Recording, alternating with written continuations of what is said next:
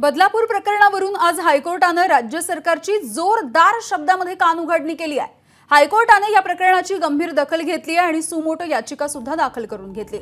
यावेळी पोलिसांना हायकोर्टाने सदरक्षणाय खलनिग्रहणाय या त्यांच्या ब्रीदवाक्याची सुद्धा आठवण करून दिली आहे। पीडित मुलींच्या पालकांचे जबाब नोंदवले का असा सवाल हायकोर्टाने केला आणि त्यावरती महाधिवक्ता निरुत्तर झाले। आता या प्रकरणामध्ये पुढची सुनावणी ही मंगळवारी होणार आहे। तोवरती सरकारला सविस्तर अहवाल सादर करण्याचे निर्देश देण्यात आले आहेत।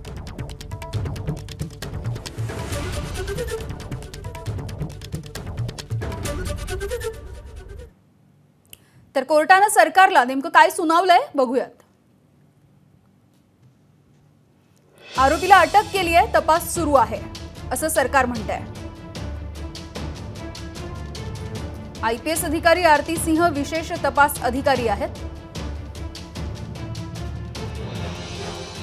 एका पीडित मुलीचं समुपदेशन झालंय, दुसऱ्या मुलीचं समुपदेशन सुरू आहे।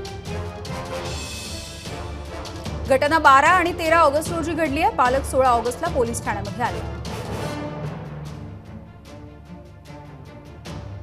21 ऑगस्ट रोजी एसआयटी स्थापन करण्यात आली आहे। संबंधित पोलीस ठाण्यातील 2 अधिकाऱ्यांना निलंबित केलंय। घटना लपवल्याबद्दल शाळेवरती कारवाई केली जाणार आहे।